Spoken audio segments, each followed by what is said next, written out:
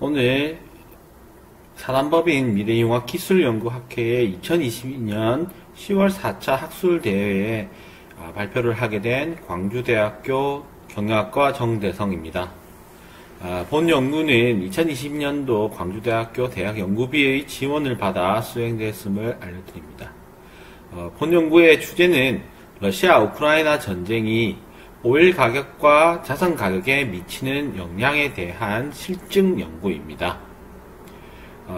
본 연구를 시작하게 된 동기는 올해 초 러시아가 우크라이나를 상대로 나토 가입 금지를 요구하다 젤렌스키 정부에서 이런 러시아의 요구사항을 들어주지 않자 푸틴 대통령은 우크라이나에 대한 전면적인 공격을 2022년 2월 24일 날 개시를 했습니다.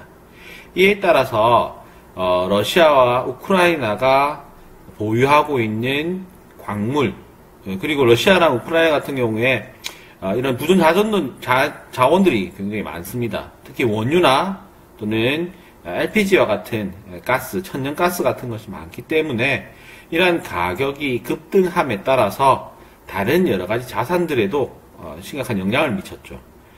본 연구에서는 그러한 변동성 전이 현상에 대해서 분석을 하고자 합니다. 본 연구의 목차는 다음과 같습니다. 첫 번째 서론에서 연구 배경과 연구 목적을 밝힐 것입니다. 두 번째로 사용된 연구 자료와 변동성 전이지수, 디볼드 일마즈가 제시했던 변동성 전이지수가 어떤 것이고, 우리가 전이 효과를 측정할 때 전체 총 전이 효과와 방향성에 따라서 유출 전이 효과, 또 유입 전이 효과, 또 순 전이 효과로 구분할 수 있게 되는데, 어떻게 이러한 전이 효과를 분해하는가에 대해서 설명해 드리겠습니다. 세 번째로는 이러한 변동성 전이 지수를 통해서 20가지의 자산, 원유를 포함한 자산의 가격에 변동성 전이 현상이 어떻게 발생하는가 분석한 결과를 제시하도록 하겠습니다. 마지막으로 이러한 연구 결과에서 도출된 결과들을 해석하는 결론을 마지막으로 본 연구를 마무리하도록 하겠습니다. 먼저 본 연구의 목적은 디볼드 일마스의 변동성 전이지수를 사용하여 러시아 우크라이나 전쟁이 오일 가격과 자산 가격에 미치는 영향을 분석하고자 합니다. 러시아 우크라이나 전쟁에 대해서 잠시 살펴보게 되면 2022년 2월 24일 푸틴 대통령은 우크라이나 나토 가입 금지를 요구하며 젤렌스키 정부를 제거할 목적으로 우크라이나에 대한 전면적인 공격을 개시하였습니다. 이런 전쟁에 대한 우려감은 21년 9월부터 러시아가 군사력을 우크라이나 국경지대로 이동시킴에 따라서 고조가 됐었죠. 그렇지만 우리 올림픽 때문에 소강 상태를 보이다 결국에는 2월 달에 전쟁이 시작됐습니다. 이 전쟁이 발발하자마자 서방 주요국, 미국, EU, 영국, 독일, 캐나다 등은 즉각적으로 러시아 제재를 시작하였습니다. 대표적으로 이제 그 푸틴의 자산, 푸틴과 관계하고 있는 이해관계자들의 자산들을 동결을 시켰죠. 자, 여기서 우리가 러시아가 침공을 했을 때 미국이나 EU가 직접적으로 참여하기에는 부담감이 좀 컸다고 봅니다. 미국 같은 경우에도 미군들을 철수시킨 지 얼마 되지 않았고 새로운 대통령 입장에서 또 다른 어떤 미군의 희생이 부담이 됐을 것입니다. 그리고 EU 같은 경우에도 자신들이 사용하고 있는 천연가스나 원유의 원산지가 사실은 러시아죠. 파이프라인이 연결되어 있는 상태이고, 그러니까 이러한 이제 가지고 있는 자원을 무기로 사실은 러시아는 이러한 침공을 이미 그 전에 크림반도를 합병하면서 이미 자신들의 어떤 무기라는 거 아까 말씀드린 거죠. 무기를 마음껏 이용을 했습니다. 하지만 이 서방 제재와 이런 우크라이나에 대한 우리 다른 서방 주요국의 지원은 원유 가격과 곡물 가격에는 심각한 영향을 미쳤죠. 나중 뒤에서 이제 우리가 말씀을 드릴 것인데 이런 이제 부존 자원이 많은 러시아 같은 경우에 사실 자신들이 이런 그 금융자산에 대한 동결을 하고도 전쟁을 수행할 수 있다는 어떤 이제 계산이 있었으니까 진행을 했죠. 하지만 말씀드린 것과 같이 뭐 해바라기 씨유나 밀이나 이런 곡창지대를 가지고 있는 우크라이나, 러시아, 그리고 니켈 이런 것도 이제 러시아가 1위죠. 이런 부존자산을 가지고 있는 러시아 같은 경우에는 단기간에 전쟁을 수행을 했던 경험이 있기 때문에 이런 전쟁을 시작했습니다. 그에 따라서 자산시장은 요동을 쳤죠. 자산 가격이 어떻게 변했는가 한번 살펴보겠습니다. 서방 제재는 러시아의 원유 가격을 급등시켰다. 2022년 4월 러시아 연방통계청 로스타트는 러시아가 생산량을 감소시킴에 따라서 제재를 하니까 러시아 입장에서는 이러한 자원들을 수출을 해도 이 돈을 회수할 수가 없게 되죠. 굳이 이렇게 생산을 많이 할 필요 없고 오히려 이 자원을 무기화하는 그런 방향으로 진행을 했습니다. 그에 따라서 브렌트 유유 같은 경우에는 2022년 4월 코로나 때죠. 최저 가격 19.33달러를 기록한 이후 최고 가격 22년 3월 8일 123달러까지 기록을 하게 됩니다. 천연가스 같은 경우에 동일하게 2022년 가장 최저점을 찍고 2022년 6월 7일 고점을 찍게 되죠. 지금 보이는 추이를 보시면 지금 보이는 것처럼 코로나가 발생했을 때 다시 경기 침체가 오기 때문에 이런 원유 가격이나 천연가스 가격이 하락을 하게 되죠. 자, 다음으로 보시는 것처럼 이제 이 코로나가 안정화된다 하면서 가격이 서서히 이제 상승합니다. 하지만 우크라이나 전쟁이 발생하면 2년간의 상승폭만큼 급등하고 있는 걸 우리가 알 수 있게 되죠. 다음으로 곡물에 관련된 부분도 앞서 말씀드린 것처럼 러시아와 우크라이나는 광활한 평야를 가지고 있기 때문에 이런 옥수수나 밀이나 또 해바라기 씨유에 대한 생산량이 전 세계 상위 5위 안에 드는 그런 이제 품목들이 많죠. 옥수수 같은 경우에도 2020년 최저 가격을 찍고 2배 이상 상승하게 됩니다. 밀 같은 경우에도 3배 정도 상승하게 되죠. 해바라기 씨유도 많은 급등을 보였는데 해바라기 씨유 같은 경우에는 우크라이나가 49.6%, 러시아가 23.1%, 두 국가가 합치면 전체 72.7%를 차지하고 있습니다. 수출량을. 어마어마한 수치죠. 해바라기 씨유, 밀 34.1%, 보리 26.8%, 옥수수 17.4%입니다. 대부분의 곡물이 우크라이나의 러시아의 수출 품목이다 볼 수 있죠.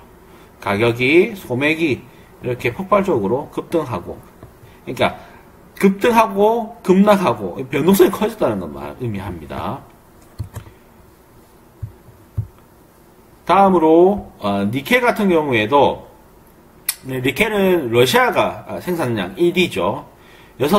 6대 비철금속 중에 하나인 니켈은 다양한 분야, 산업 분야에서 사용이 되고 있는데 러시아, 우크라이나가 차지하는 비중이 크기 때문에 이것도 3배 이상 상승했다. 상승한 이후 다시 또 급락을 해요. 그러니까 변동성이 커졌다는 것을 우리가 알 수 있습니다.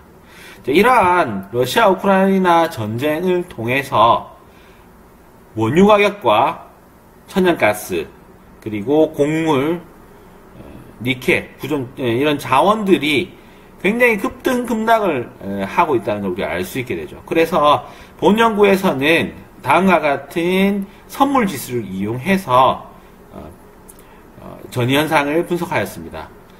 사용된 자료를 살펴보시면 오일 선물, 비철 금속 선물, 곡물 선물 세 가지 분류에서 총 20가지의 선물 지수를 FN가이트에서 추출하여 사용하였습니다.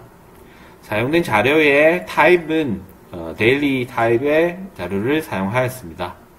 20가지의 자산명과 그리고 이 자산의 단위를 제시하였습니다. 연구기간은 2010년 1월 4일부터 2022년 7월 29일까지 3104일의 기간 동안 우리가 분석을 하였죠. 자, 전체 기간에 대한 것도 관심이 있지만 우리가 관심을 뒀던 부분은 코로나 발생. 사실 이제 코로나가 우크라이나 전쟁과 지금 겹쳐 있는 상태입니다. 2019년 12월 우한에서 발생했던 이러한 이제 코로나 발생 이후 사실 우크라이나 전쟁이 겹치는 기간이기 때문에 이런 기간을 조금 분해를 해서 코로나 발생 이전 기간 2020년 1월 4일부터 2020년 3월 10일 그리고 코로나 발생 이후 기간 2020년 3월 11일 이건 이제 3월 11일은 우리가 이제 그 WHO에서 코로나가 팬데믹이라는 것을 발표한 기점을 이야기를 합니다. 그전에도 물론 이제 코로나가 전 세계적으로 확산이 되고 있는 과정이었지만 결정적인 어떤 이정표가 되는 것은 WHO에서 코로나는 팬데믹이다. 세계적 대유행을 하고 있다 했기 때문에 그 기간 잡았고 그리고 전쟁 전 그러니까 2022년 2월 23일까지 했습니다. 그리고 러시아 우크라이나 전쟁 발생 이후 기간은 2022년 2월 24일부터 자료 마지막 기간까지 107일 이렇게 분해를 해서 기간 전체 기간의 변동수 전이 현상과 그리고 코로나 발생 기간 그리고 러시아 우크라이나 전쟁 발생 이후 기간을 구분해서 결과를 제시했습니다.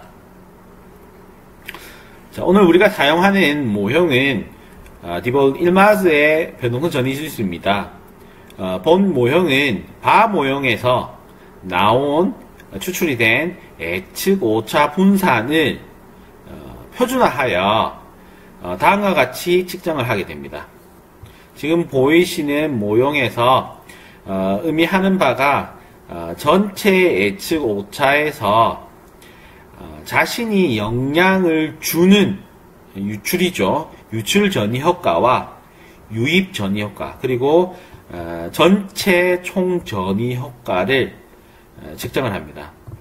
지금 나와 있는 식에서 표준화를 했다고 보시면 됩니다. 이 분모 같은 경우에는 변수의 수를 나타내게 됩니다. 그리고 각 행의 마지막 값들, 자 여기 지금 보시면 마지막 행에 있는 값들은 그러니까 1번 자산의 유출 효과, 두 번째는 2번 자산의 유출 효과, 뭐 이런 식으로 해서 각각의 유출 효과를 나타냅니다. 그러니까 자기가 다른 시장에 어떻게 영향을 미치는가. 유입 효과는 다른 시장에서 발생한 정보가 한 시장, 그러니까 지금 여기서 보면 1행으로 보시겠습니다. 그러면 1행에서 보면 1,2, 1,3, 1,n까지의 어떤 유입되는 정보 효과가 1번 시장에 어떻게 영향을 미치는가. 그 정보는 마지막 열에 제시가 됩니다. 행의 값을 합산을 해서 자료의 수로 나누게 되면 전체 전이 효과를 나타냅니다. 자, 전체 전이 효과는 0부터 1까지 나타낼 수 있게 되고 1에 가까울수록 전이 효과가 크게 나타난다. 0에 가까울수록 전이 효과가 나타나지 않는다고 우리가 판단을 할 수 있습니다. 그러면 총 전이 효과 그리고 방향성 전이 효과, 순 전이 효과는 뒤에서 살펴보도록 하겠습니다. 수식상 방금 앞서 설명한 것처럼 표준화된 예측 오차 분사에 비대화 요소를 합계를 자료의 수로 나눠주게 되죠. 그 다음 우리가 지금 유출 전이 효과라는 건 각각의 시장에 I라는 자산이 어떻게 영향을 주는가. 유입 전화 효과는 I라는 자산에 어떻게 영향을 받느냐, 다른 시장에. 그래서 from to 이렇게 이제 구분을 했습니다. 순전이 효과는 유출, I라는 시장에서 유출 효과가 I라는 시장의 유입 효과와 어떤 것이 큰가, 차이를 나타냅니다. 그렇게 되면 만약에 정보를 많이 유출하는 기업, 시장 같은 경우에는 이 순전이 효과가 양수를 나타냅니다. 자, 반대로 만약에 from 효과, 유입 전이 효과가 큰 시장 같은 경우에는 이 넷 값이 음수로 가지겠죠. 그렇게 되면 어떻게 되겠습니까? 유입되는 전이 효과가 유출되는 전이 효과보다 크기 때문에 종속적인 어떤 시장이 되겠죠. 넷 숫전이 효과에서는 사인이 중요하게 됩니다. 사인. 자, 그럼 기초 통계량은 다음과 같습니다. 20개의 자산에 대해서 최소값, 메디안값, 민, 맥스, 스탠더드 디비에이션, 스퀴니스, 코테시스 이걸 제시하였습니다. 참고하시면 되겠습니다. 상관계수에 대한 매트릭스입니다. 상관계수의 매트릭스에서 붉은색으로 갈수록 양의 지수, 파란색으로 갈수록 음의 개수값을 가지게 됩니다. 전체적으로 붉은 값이 큰 영역을 먼저 보시면 다 붉은색이에요. 자, 자산의 어떤 특성은 양의 상관계수를 가지고 있고, 특히 원유 가격들이 높은 상관계 0.87을 가지고 있죠. 두바이와 그리고 WTI, 브렌트유 같은 경우에는 높은 상관관계를 가지고 있습니다. 가장 높은 상관관계를 가지고 있는 것은 WTI 지수와 브렌트 지수가 0.87로 가장 높게 나타나고, 두바이 관계는 0.3 정도 나타나네요. 다음으로 가스오일, 가스오일 가격도 높은 상관관계를 나타냅니다. 생각보다 천연가스는 낮은 상관관계를 나타내고 있죠. 0.11. 양의 관계는 같습니다. 자, 그 다음에 특징적인 거 보면 이렇게 자산군에 따라서 붉은색 영역을 나타내고 있죠. 지금 보면 비철금속 영역, 전기동납, 니켈, 주석, 아연이 높은 양의 상관관계를 가지고 있고, 옥수수, 대두, 소맥이 더 높은 상관관계를 가지고 있습니다.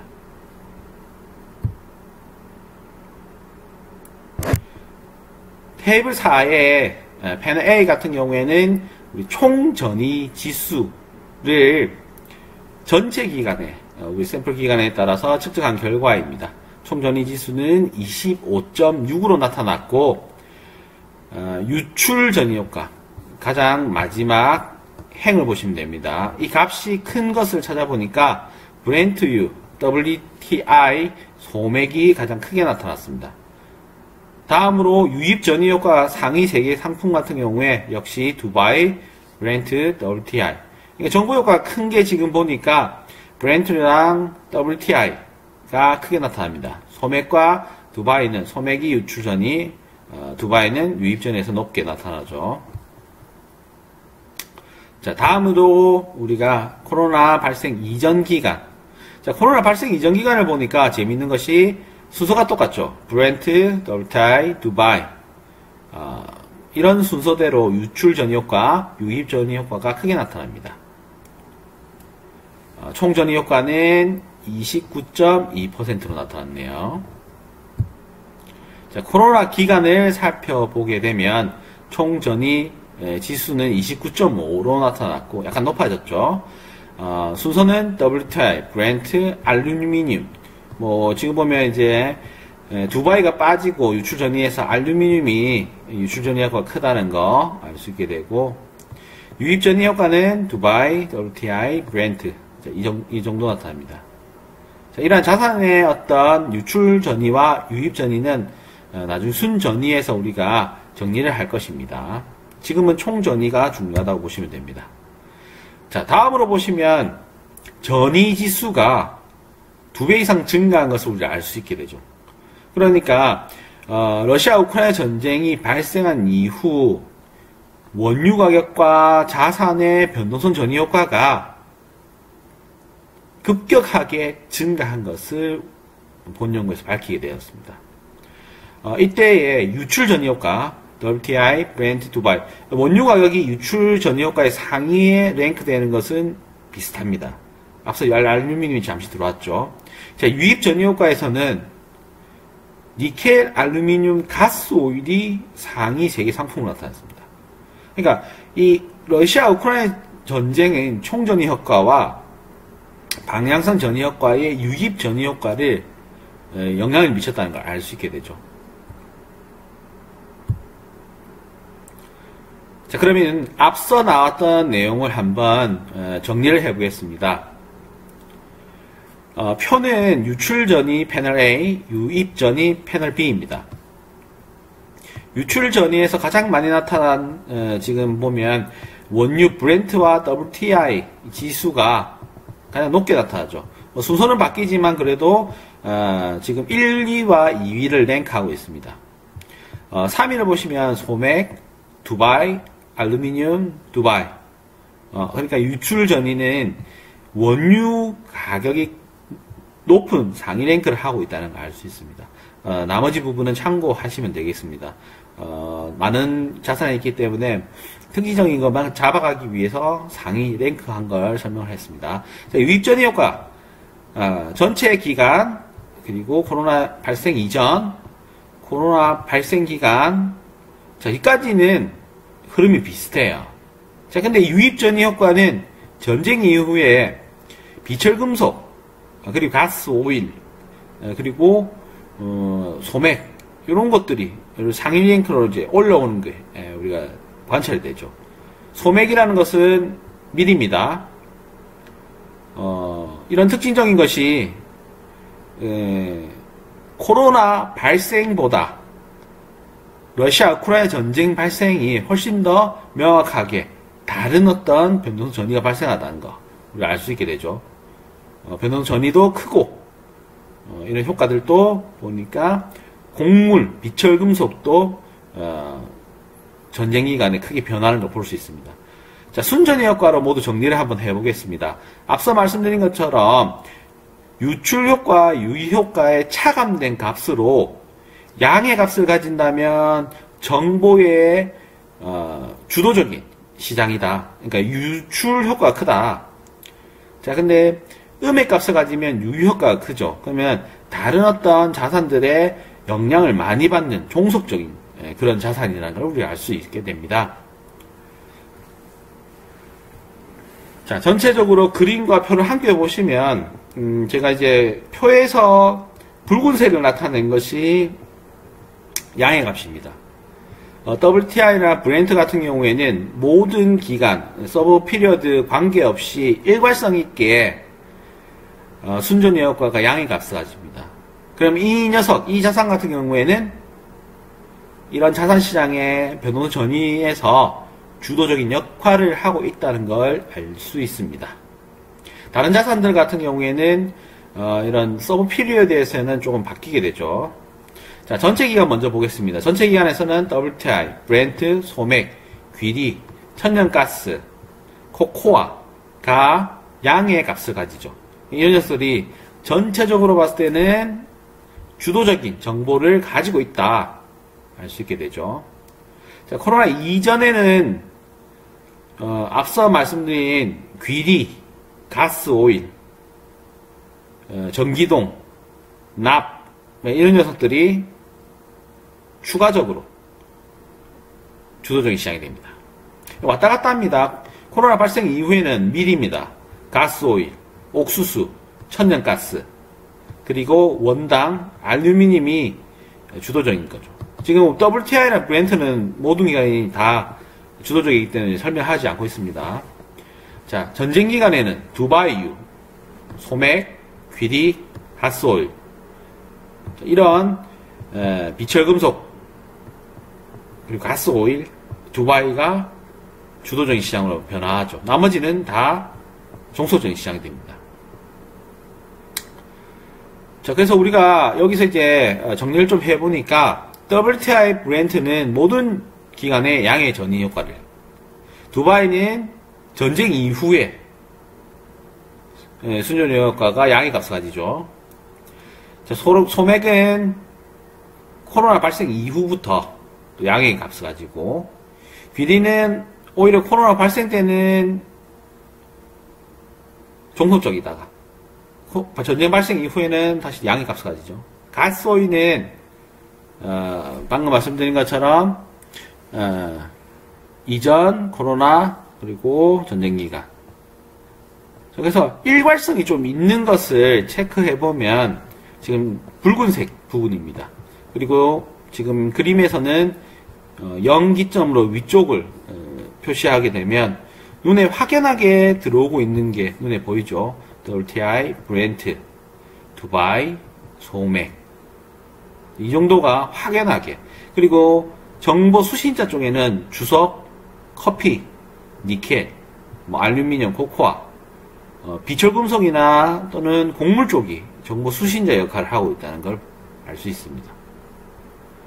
자, 결론을 내어보면 러시아 우크라이나 전쟁 발생은 오일 가격과 자산 시장에 큰 변화를 가져오고 있다는 것을 알 수 있습니다. 총 변동성 전이 지수가 우크라이나 전쟁 발생 이후 69.6으로 전체 기간 그리고 서피에서 가장 높게 관찰이 되게 되죠. 우리 방향성 전이 효과를 관찰한 두 번째 결과에서는 오일 전이 효과가 높게 유출 효과를 가지고 있고, 유입 전이 효과를 제외하고는 두바이, 브렌트, WTI가 높게 나타납니다. 전쟁 발생 이후 기간에는 니켈, 알루미늄, 가스오일, 소맥, 주석 등이 높게 나타나는 걸 우리가 관찰했죠. 자, WTI와 브렌트 U 같은 경우에는 일괄성 있게 기간 관계없이 유출 효과가 크다. 유입 전이 효과 1위는 두바이, 브렌트, 코로나 기간에는 두바이, 전쟁 이후에는 니켈로 나타났다. 앞서 이제 우리 서론에서 나왔던 그래프에서도 이런 가격이 급등하고 급락하는 게 결국에는 이런 정보의 전이에 의해서 발생했다는 걸 알 수 있죠. 자, 그리고 여기서 가장 이제 주목해야 되는 것은 브렌트와 WTI 이런 원유 가격이 순전히가 가장 크게 나타나는 자산시장에서 정보의 발신자 역할이라는 것을 알 수 있습니다. 자, 그 다음에 전쟁 이후에 이런 이제 두바이유가 정보의 주도적인 어떤 역할을 하고 있다는 거, 소맥 그리고 비철금속류가 정보의 수신자 역할을 하고 있다는 거. 그러니까 이런 정보의 발신자 역할, 일관성 있는 녀석들, WTI, 브렌트, 그리고 전쟁 이후에 중요하게 된 그런 자산들이 이런 변동성 전이 지수를 통해서 우리가 관찰이 가능했습니다. 자, 이러한 결과는 국제적인 어떤 자산을 분배하고 있는 포트폴리오 매니지먼트를 하고 있는 자산 운용가나 또는 우리가 시장 전체의 전이 현상에 의해서 시스템 리스크가 작동을 할 수 있습니다. 그러니까 이런 전이 현상이 발생한다는 건 결국에는 변동성이 커지고 있고, 그 변동성이 커진 시장에서 각국의 어떤 정보가 영향을 미치다가, 사실 우리 지금 보시면 그 러시아 우크라이나 전쟁이 인플레이션을 발생하게 하고 환율과 여러 어떤 이제 자산들에 영향을 미치면서 한국에는 제2의 IMF가 도래할 수도 있다, 이런 위기감이 조성이 되고 있죠. 그러니까 시스템 리스크에도 영향을 미칠 수 있는 것이 이런 변동성 전이 현상 결과라고 볼 수 있습니다.